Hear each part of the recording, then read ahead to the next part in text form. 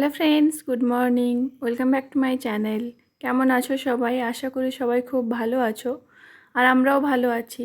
আজ আবারও একটা নতুন ব্লগ নিয়ে চলে এসেছি।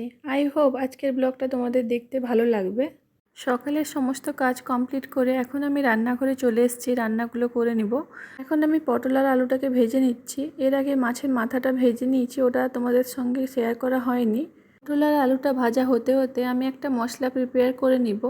এখানে মিক্সিং জারের মধ্যে আমি নিয়ে নিচ্ছি 2 চামচ কালো সর্ষে, আর এর সঙ্গে নিয়ে নিব 3-4টে কাঁচা লঙ্কা। এখানে লঙ্কাটা তোমাদের টেস্ট বুঝে দিবে, যেহেতু লঙ্কাগুলো ঝাল কম ছিল তাই আমি এখানে 4টে নিয়েছি।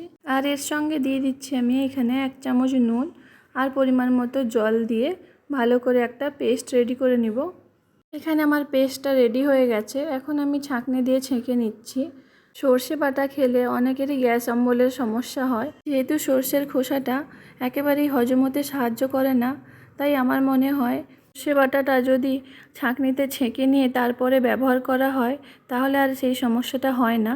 আমার সর্ষেটা ছেঁকে নেওয়া হয়ে গেছে। আর প্রিপারেশনটা শুরু করার আগে তোমাদের বলে রাখি, আজ তোমাদের সঙ্গে শেয়ার করব সর্ষে ভাপা রেসিপি। এখন আমি একটা টিফিন বক্সের মধ্যে আগে থেকে রেডি করে রাখা সর্ষে বাটার পেস্টটা দিয়ে দিলাম। এবার এর মধ্যে বাকি মশলাগুলো অ্যাড করব। এবার আমি এর মধ্যে অ্যাড করছি পোস্ত বাটা 1 চামচ, আর এর সঙ্গে অ্যাড করছি 2 চামচ টক দই।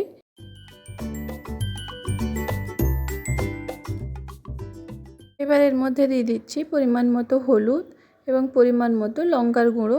এখানে আমি কাশ্মীরি লঙ্কা গুঁড়ো ইউজ করেছি, যেহেতু কাঁচা লঙ্কা বেটে দিয়েছি তাই কালারের জন্য কাশ্মীরি লঙ্কা ব্যবহার করেছি। এখানে আমি অল্প করে দিয়ে দিচ্ছি চিনি, যেহেতু আমি এখানে টক দই ব্যবহার করেছি তাই আমি এর মধ্যে অল্প করে একটু চিনি ব্যবহার করলাম, যাতে টেস্টটা ব্যালেন্স হয়ে যায়। তোমরা চাইলে নাও দিতে পারো। আর এখানে দিয়ে দিচ্ছি পরিমাণ মতো নুন, আর অবশ্যই যেটা একটু বেশি পরিমাণে দিতে হবে সেটা হচ্ছে 3-4 চামচ মতো কাঁচা সর্ষের তেল। সব কিছু দিয়ে একসঙ্গে ভালো করে মিশিয়ে নিব।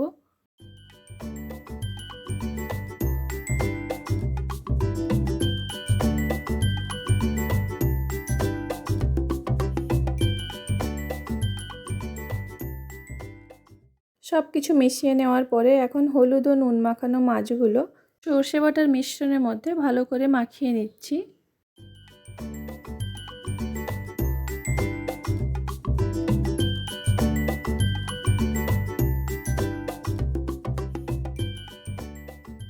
এবার আমি টিফিন কৌটোটার ঢাকনা লাগিয়ে একটা সাইডে সরিয়ে রেখে দিচ্ছি।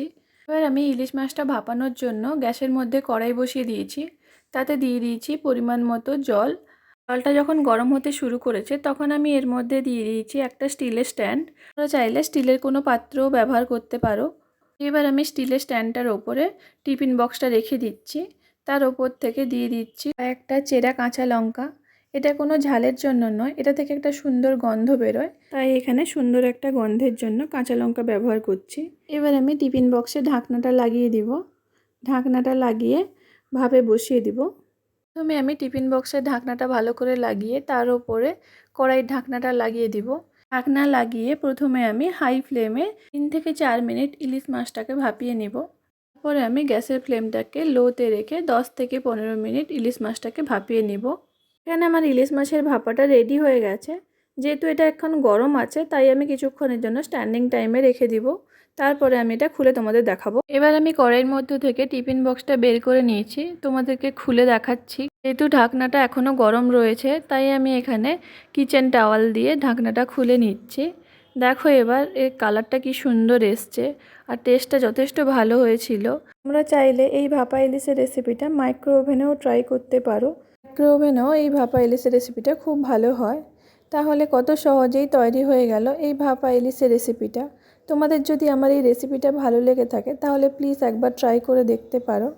আর আমার এই রেসিপিগুলো যদি তোমাদের ভালো লেগে থাকে তাহলে আমার চ্যানেলটাকে সাবস্ক্রাইব করে নিয়ে পাশে থেকো।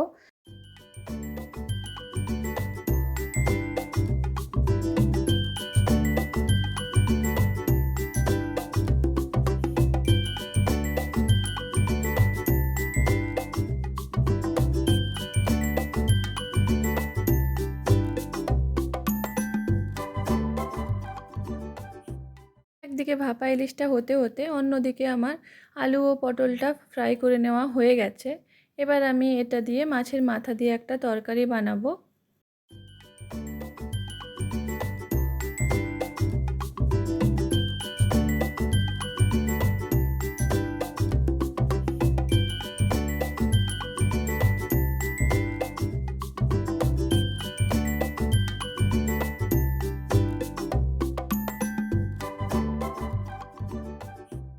এবার আমি একটা কড়াইয়ের মধ্যে দিয়ে দিচ্ছি পরিমাণ মতো তেল। তেলটা আমার গরম হয়ে গেছে।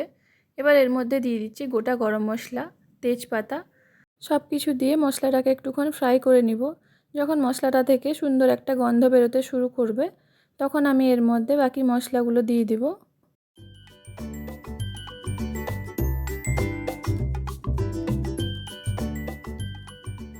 গোটা গরম মশলা থেকে যখন একটা সুন্দর গন্ধ বেরোতে শুরু করেছে, তখন আমি এর মধ্যে দিয়ে দিচ্ছি এ থেকে বেটে রাখা পেঁয়াজ, আদা রসুনের পেস্টটা দিয়ে ভালো করে কিছুক্ষণের জন্য ফ্রাই করে নিব।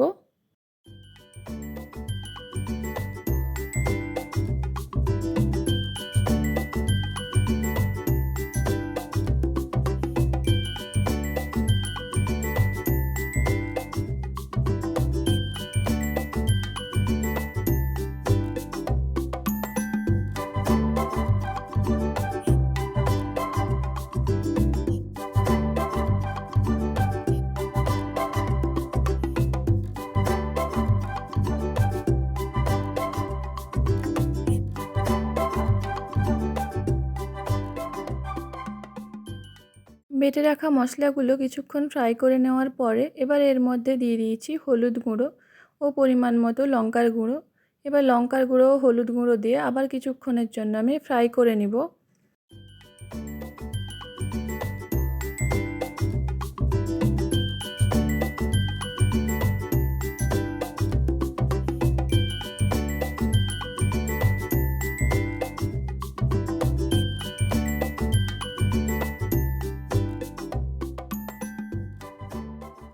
এবার এর মধ্যে দিয়ে দিয়েছি পরিমাণ মতো নুন আর অল্প একটু জল দিয়ে ভালো করে কষিয়ে নিচ্ছি। মশলাটা আমি 2-3 বার অল্প অল্প জল দিয়ে ভালো করে কষিয়ে নিব।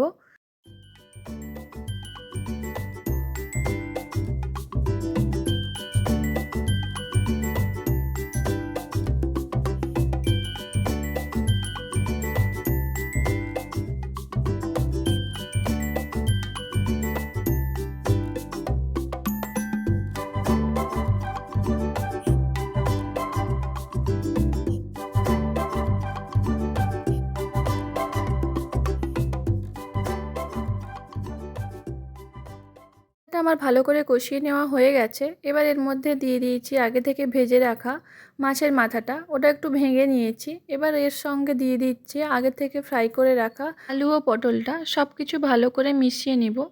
মিশিয়ে আরেকটুক্ষণ কষিয়ে নিব। তারপরে আমি এর মধ্যে পরিমাণ মতো জল ব্যবহার করব।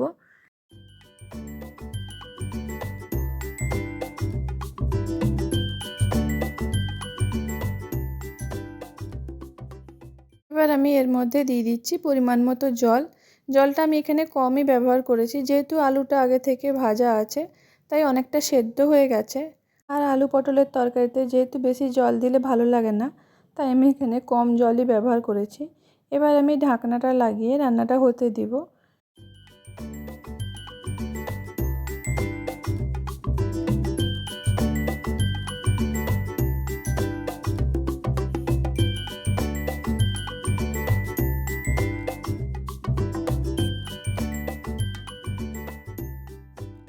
আমার রান্নাটা কমপ্লিট হয়ে গেছে, দেখো সুন্দর একটা কালার চলে এসছে। এবার আমি ওপর থেকে একটু গরম মশলা ছড়িয়ে দিচ্ছি, তোমরা চাইলে একটু ঘিও ছড়িয়ে দিতে পারো। আমার রান্নাবান্না সব কিছু কাজ কমপ্লিট হয়ে গেছে। আমি চলে এসেছি রিসানকে স্কুল থেকে আনতে। যেহেতু হোয়াইট ডে সেলিব্রেশন ছিল, তাই সবাই বাচ্চারা হোয়াইট ড্রেস পরে এসছে। এখন আমি রিসানকে নিয়ে চলে এসেছি বাড়িতে। এখন আমি ওকে স্নান করে খাইয়ে দিব। এখানে আমি লাঞ্চটা রেডি করে নিয়েছি। আজকের ব্লগটা এখানেই এন্ড করছি। দেখা হবে আবারও একটা নতুন ব্লগে। সবাই ভালো থেকো, সুস্থ থেকো। আমার এই ব্লগগুলো যদি তোমাদের ভালো লেগে থাকে তাহলে প্লিজ সাবস্ক্রাইব করে নিও। আর লাইক, কমেন্ট, শেয়ার করতে ভুলো না কিন্তু।